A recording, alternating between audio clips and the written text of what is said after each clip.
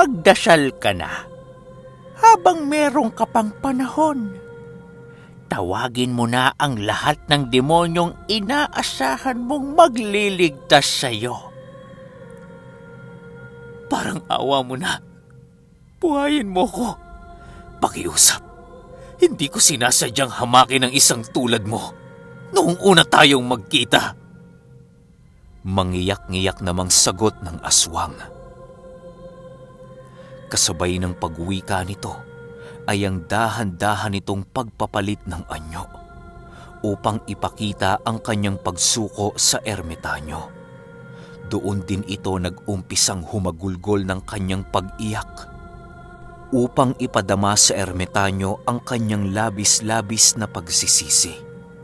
Pero kahit anong gawin ng aswang na yon, hindi na niya kayang ilihis ang desisyon ng ermitanyo sa kanyang walang kwentang buhay.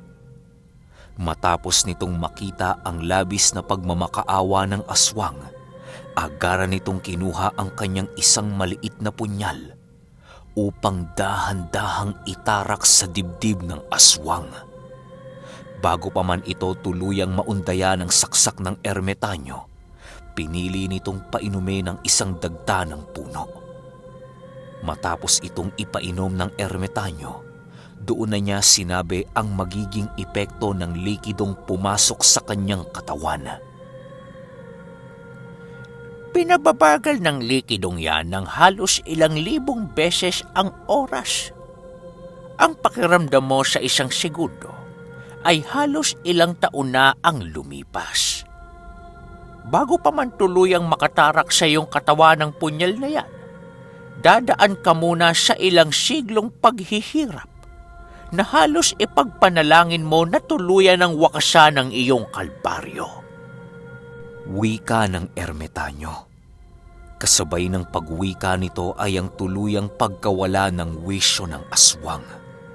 Dahan-dahan ang itinarak ng ermitanyo ang punyal na kanyang hawak upang wakasan na ang buhay nito. Dagdag pa ng ermitanyo na hindi magiging maganda ang pakiramdam na mararanasan ng aswang na yon. Magiging isang bangungot yon sa kanya na halos kulang na lang magmakaawa siya sa may kapal na tuluyan ng wakasan ng kanyang buhay.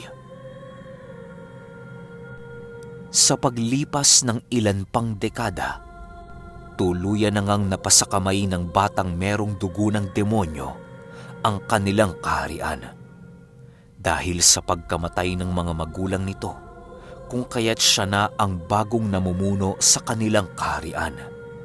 Lahat ng kalalakihang nasa ilalim ng kanyang panunungkulan ay ginawa niyang mandirigma dahil sa pagnanais na manakop ng ibang kaharian at tribo. Nang mabasa ng ermitanyo ang mga mensahe sa bituin, doon na siya tuluyang naghanda sa nalalapit na digmaan.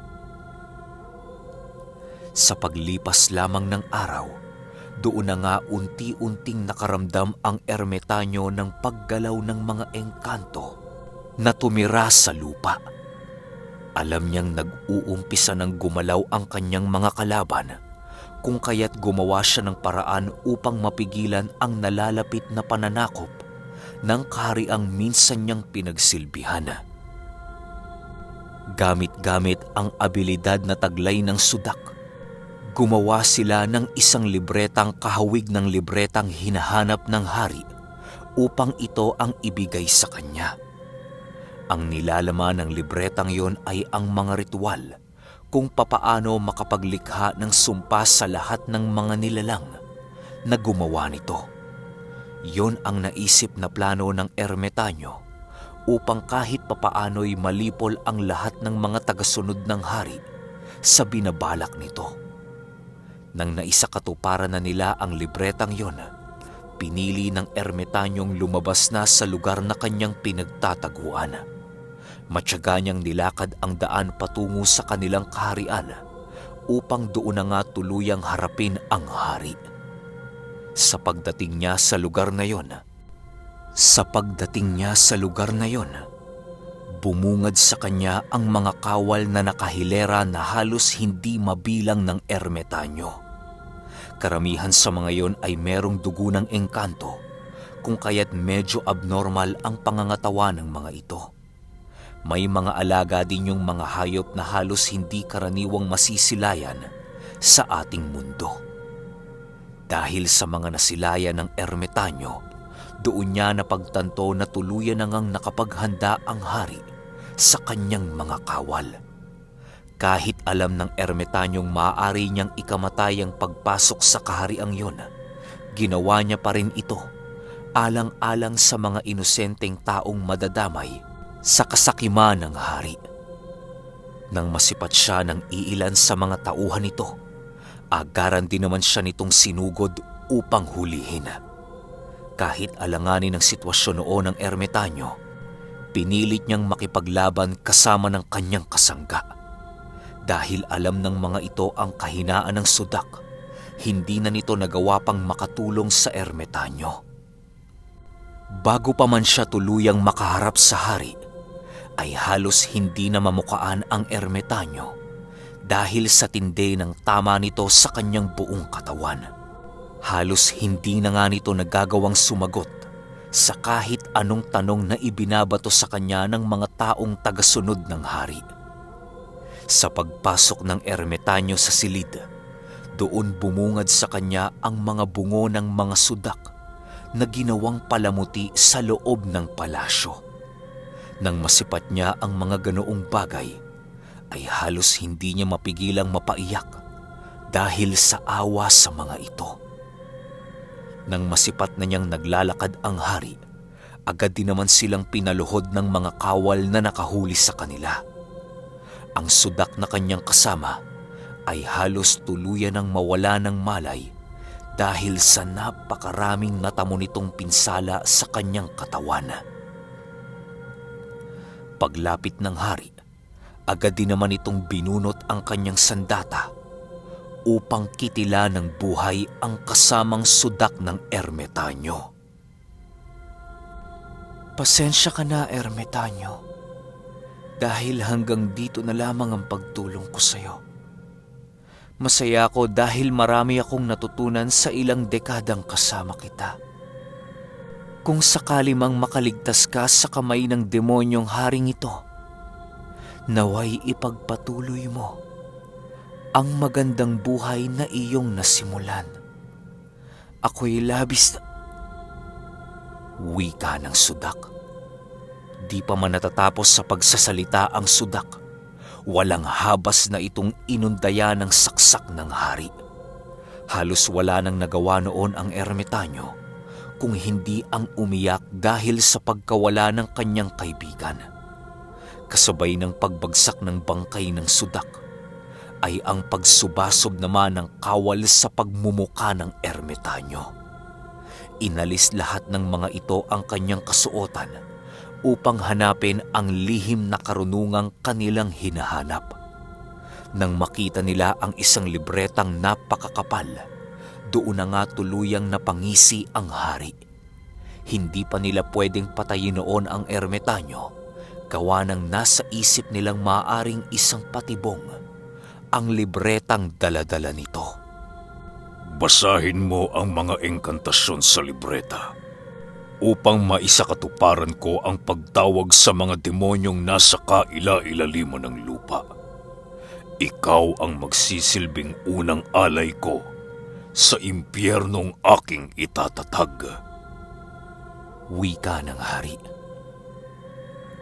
Kasabay ng pagwika nito ay ang paghila niya sa ermitanyo na para bang isa itong hayop na wala ng silbi sa mundo.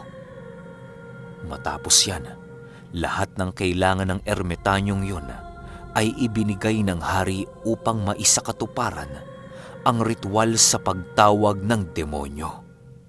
Kahit hinang-hina na noon ang ermitanyo, hindi pa rin siya nagbigay ng mga senyales upang mabuko ang kanilang gagawing plano. Nang maisaayos na niya ang lahat, doon na niya isinigawa ang ritual upang mabalot ng sumpa ang buong kahariang kanyang kinaroroonan. Halos 2 oras ang kailangang bunuin ng ermitanyo para makumpleto ang ritual na kanilang ninanais. Ang alay sa ritual na yon ay halos hindi na paghalataan ng hari, gawa ng kinakailangan nitong umalay ng 100 kataong walang kahit na anong bahid ng dugo ng mga engkanto. Matapos itong gawin ng ermitanyo, nagwika ito ng, Patawad, Ama, sa pagkamatay ng mga inosenteng taong kinakailangan upang maisagawa ang ritual. Nakahanda akong masunog sa dagat-dagatang apoy kung yan ang inyong nais. Matapos nitong makapagwika, doon na nga unti-unting nakaramdam ng kakaiba ang haring naghahangad ng labis na kapangyarihan. Sa pagtama ng isang napakalamig na simoy ng hangin, doon na nag-umpisang bumulwak ang napakalapot na putik na nanggaling sa mga mata ng ermitanyo. Kasabay nito ay ang pagsunod din ng hari at ng mga kawal nito. Sa ilang minutong pagbalot ng sumpa sa kanilang kaharian, lahat ng mga nilalang na naroon sa lugar na yon ay tuluyan na ngang naging bato. Matapos itong maganap, biglang nagkaroon ng labis na katahimikan sa lugar na yon. Sa paglipas ng panahon, nailibing sa limot ang kaharian dahil na rin sa pagtago nito ng mga engkantong nagbabantay sa lugar. May mga iilang ermitanyong pinilit ilipat ang lugar na yon sa mundo ng mga engkanto upang maiwasang makita ito ng mga ordinaryong tao. Matapos itong maikwento ni Pio Carpio kay Gonzalo, agaran din naman itong nagwika ng, Ang lugar na tinutukoy ko, iho, ay ang kaharian ng Biringan. Maraming misteryosong pumapalibot sa kahariang yon, pero ito ang isa sa mga lehitimong kwento kung papaano nabuo ang kahariang nakaluklok sa mundo ng mga engkanto. Magpahanggang ngayong kasalukuyang panahon ay naroon pa rin ang estatwa ng hari at ng ermitanyo. Wala akong ideya kung naghihintay lamang ba yun ng muling maibalik sa mundo o tuluyan na ngang namatay ang mga ito. Nang marinig ito ni Gonzalo, ay halos hindi niya mawari kung saan siya idinala ng kwento ni Pio Carpio. Dala ng kuryosidad, nais niyang malaman kung saan nalaman ng kanyang tiyuhin ang ganoong uri ng istorya. Saan ko pa ba makukuha ang kwentong yan? Kay Lola Astring mo, siyempre.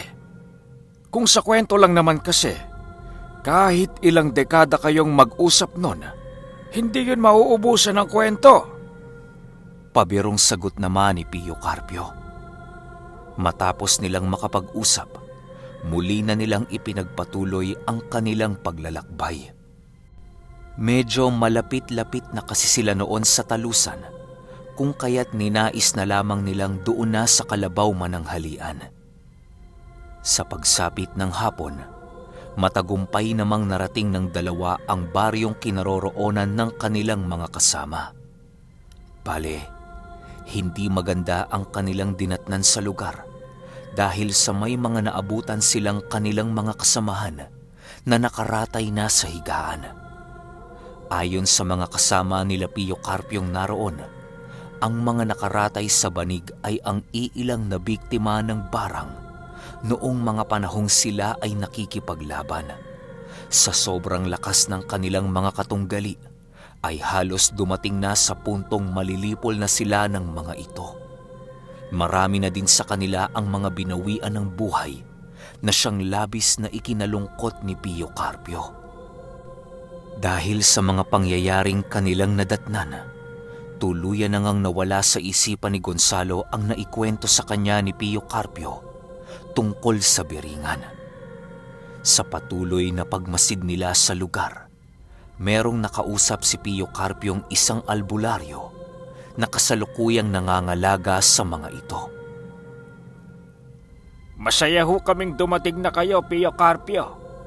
Kayo na lang ho ang aming pag-asa upang malabanan ng mga mambabarang na nagbibigay sakit sa aming mga kasama. Hindi po namin ito nagagapi. Gawa ng masyadong mapanlinlang ang kanilang estilo ng pakikipaglaban.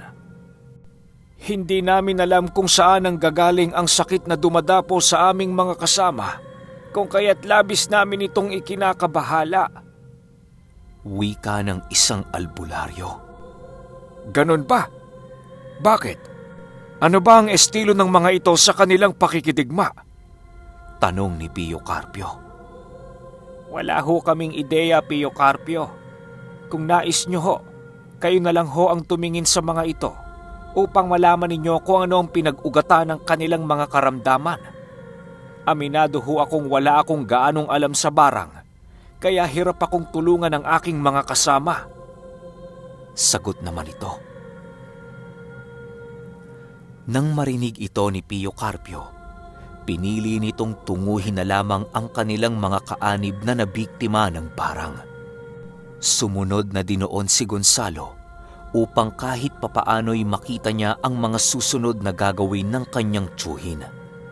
Sa pagpasok ni Pio Carpio sa silid ng bahay na yon, doon nila nasipat ang iilan pang albularyong dumadanas ng karamdamang ibinigay ng mga mambabarang. Ang iilan sa mga ito ay dinadapuan na nga ng mga langaw sa kanilang pagmumuka na isang senyalis na ito ay patuloy pa ring ginagambala ng mga mambabarang. Matapos niya itong masipat, doon na nag-umpisa si Pio Carpiong magpakawala ng usal upang alamin kung anong angka na papabilang ang mga mambabarang na kanilang kalaban. Ang ginawa noon ni Pio Carpio ay pinainom pa isa-isa ang mga biktima ng barang ng mga langis na punong-puno ng mga usal. Meron ding mga lupa at ugat ng puno ang mga yon na siyang mabisang pamuksa sa mga insektong nagbibigay ng sakit sa mga taong nabarang.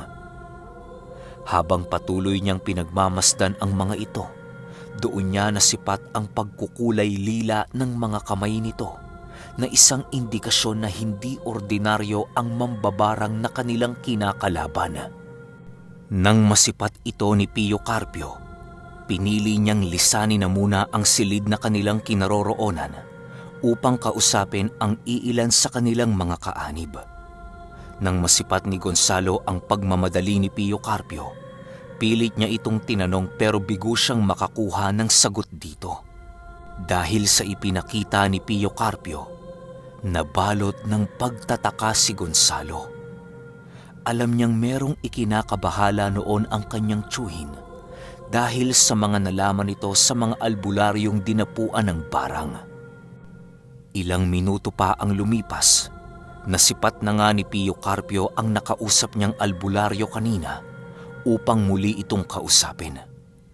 Dala ng kuryosidad ni Gonzalo, pinilit niyang mapakinggan ang mga sasabihin ng kanyang tiyuhin tungkol sa mga bagay na kanyang natuklasan. May dugong singiw ang inyong mga kalaban. Paano niyo hinayaang magkaroon ng hindi pagkakaunawaan sa ganoong uri ng mga nilalang? Alam kong hindi titigil ang mga ito, gawa ng naumpisahan niyo na ang pakikipaglaban sa kanila. Sa ngayon, nais kong tumungo ka ng tungawan upang makahingi ng tulong sa ating mga kasamahang naninirahan sa lugar na yon. Hikayatin mo ang lahat ng albularyong iyong makikita at kung kinakailangang gamitin mo ang aking pangalan, gawin mo ito ng walang pag-aalinlangan. Wika ni Pio Carpio.